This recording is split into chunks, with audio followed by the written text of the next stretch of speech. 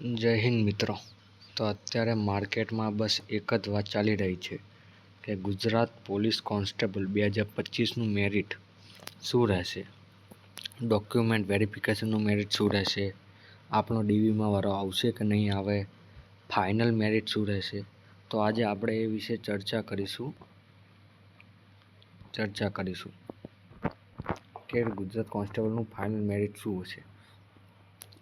પહેલી વાત, ઘણા લોકો તો એવું જ કહે છે કે મેરિટ હશે 135 પ્લસ, ઘણા લોકો કહેશે 110 પ્લસ, ઘણા લોકો કહેશે 115 પ્લસ.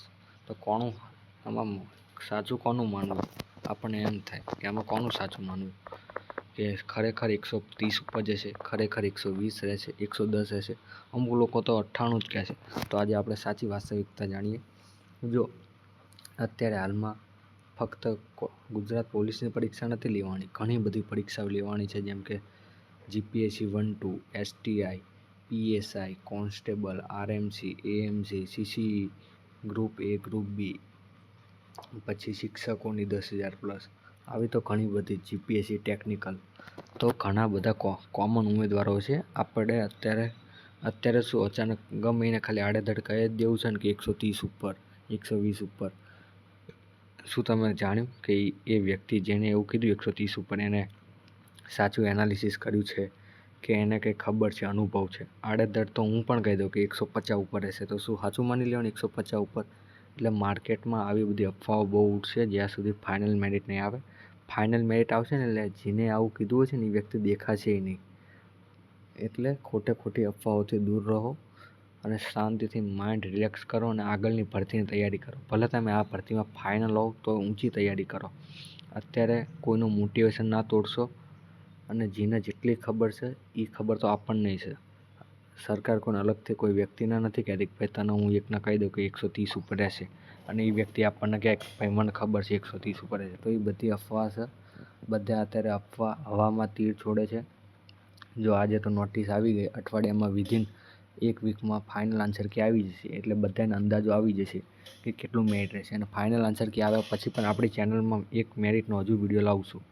ના અત્યારે થોડાક દિવસથી હું ઓફલાઈન હતો, એ કંઈ વિડીયો નહોતો મૂકતો, એટલે ઘણા લોકોના પર્સનલ મેસેજ આવે કે ભાઈ ખરેખર શું 120 ઉપર રહેશે, ખરેખર 130 ઉપર રહેશે. બધા બહુ અત્યારે ચિંતામાં છે અને જ્યાં જેવો ત્યાં બધા બસ આ જ સર્ચ કરે છે અને એમનો દિવસનો સમય બગાડે છે.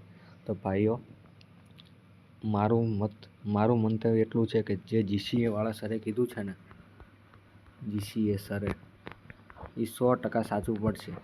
111 પ્લસ માઇનસ 5 એટલે કે 106 થી 116.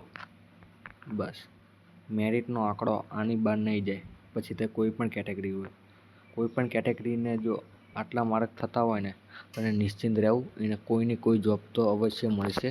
અને જે વ્યક્તિને આનાથી ઉપર જતા હોય એમને ખોટો લોડ લેવો નહીં, શાંતિ રાખો. અને જે લોકોને અત્યારથી વિશ્વાસ છે કે એ કોન્સ્ટેબલ કરતાં ઊંચી પોસ્ટમાં લાગી જશે, એને સારા માર્ક થતા હોય, તો મહેરબાની કરીને કોઈ કોન્સ્ટેબલમાં ડીવી ના કરાવતો ઓપ્ટ આઉટ થઈ જજો. જો તમારા એકના લીધે કોઈક બીજાના ઘરમાં દીવો સળગે તો એનાથી પુણ્યનું કામ કોઈ નથી. આમ પણ હવે શ્રાવણ મહિનો આવ્યો, તમે બીજું કંઈ પુણ્ય કરો કે ના કરો, પણ જે વ્યક્તિને 130 ઉપર સીસીઈમાં થઈ જતા હોય, 140, 130 અને અન્ય ભરતીમાં પણ જો એને માર્ક્સ થઈ જતા હોય તો મહેરબાની કરીને કોન્સ્ટેબલનો ઓપ્ટ આઉટ લઈ લેજો. તો એનાથી બીજા લોકોને ઘણો ફાયદો થશે. અને આવા ઘણા ઉમેદવારો, 3,000 થી 4,000 ઉમેદવારો પણ જો કોમન નીકળ્યા ને તો 4-5 માર્ક મેરિટ નીચું જશે આપણા ધાર્યા મુજબ, અંદાજા મુજબ. બસ બીજી બધી ચર્ચા આપણે હવે જોઈએ કેવી અપડેટ આવે. જેમ નવી અપડેટ આવશે તેમ આપણે વિડીયો બનાવતા રહેશું. જય હિન્દ.